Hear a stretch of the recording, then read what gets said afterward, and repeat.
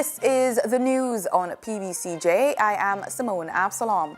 Prime Minister Andrew Holness and opposition leader Dr. Peter Phillips have committed to frank and open discussion on pertinent national issues at the Vale Royal Talks, which resumed on Wednesday after years of absence. Addressing the media ahead of the meeting, Prime Minister Andrew Holness, who led a 5-member Jamaica Labour Party team, said it is important for political leaders to come together to discuss contentious issues facing the country and build consensus. Regulations facilitating the extension of the state of public emergency in the St. Catherine North Police Division until July 3 were approved in the House of Representatives on Tuesday. The state of public emergency in St. Catherine North Police Division was declared on March 18.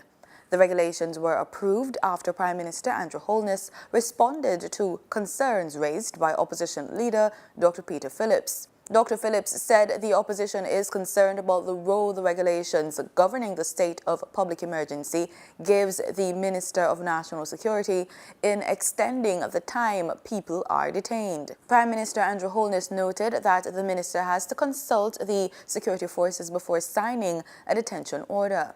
The minister would have to consult with a competent authority, meaning in this case the Commissioner of Police or Chief of Defence Staff or both. So it is not a power that the minister could exercise in an arbitrary or discriminate way. It says he must satisfy himself. Dr. Phillips said he is not convinced by the Prime Minister's assurance. Prime Minister, I have heard your comments, but quite frankly, I am not persuaded. The first point I'd want to make, and I think it was acknowledged last week implicitly, is that we have been using a set of regulations that were originally drafted probably some decades ago. And I think we have available to us the experience of those 4 decades or so, which would warrant, in my view, Mr. Speaker, and in the view of the opposition, that we consider recasting the regulations that have been used generally in relation to states of emergency.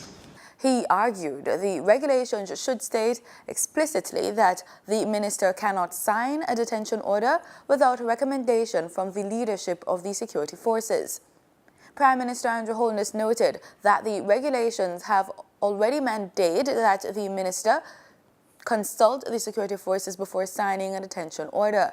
However, Mr. Holness accepted that in the interest of clarity, the regulations may be reworded at a later date. Health Minister Dr. Christopher Tufton says a report by the Medical Association of Jamaica, MAJ, on air quality at Cornwall Regional Hospital was only given to him on Wednesday morning.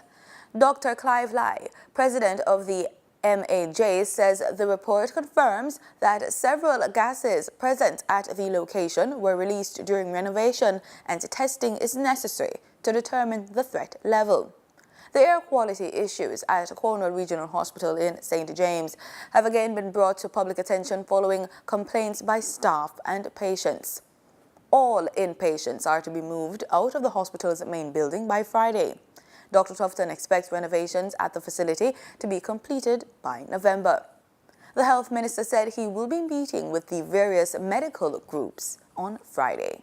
Gas prices are to go down by 27 cents this week. The state-owned oil refinery Petrojam says E1087 will sell for $123.79 per litre, and a litre of E1090 will sell for $126.62. Automotive diesel oil will go up by 86 cents per litre to sell for $120.57.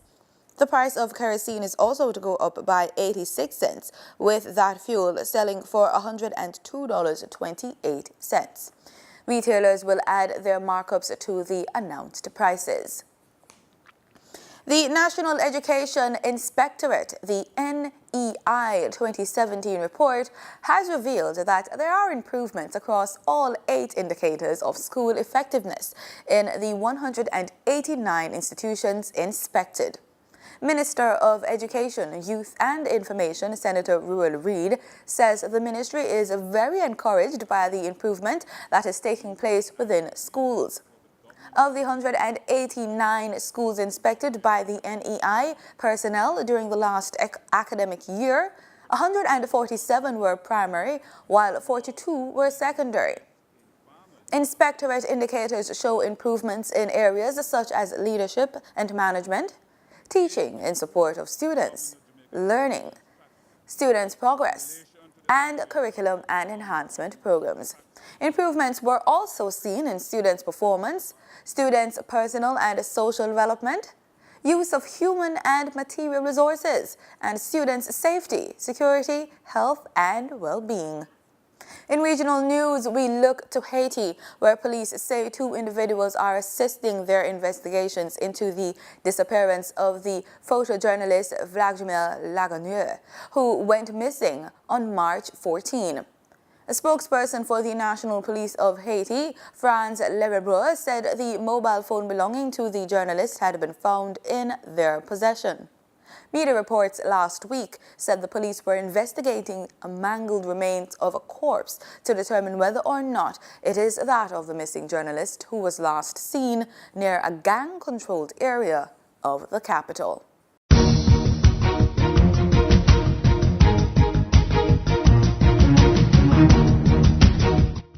In sports, West Indies women's captain Stephanie Taylor has been moved up in the record books to 5th place on the all-time top women's scorers in ODI cricket during the recent series versus New Zealand. Taylor surpassed New Zealand's Debbie Hockley to move into the top 5 with 4,230 career runs. The list is still topped by Mathali Raj of India with 6,295 runs. She is also in second place in women's T20 career runs with 2,582 runs, just 24 runs short of becoming all-time leading scorer in 2020 women's cricket. Charlotte Edwards of England, who is now retired, holds the top spot with 2,605 runs.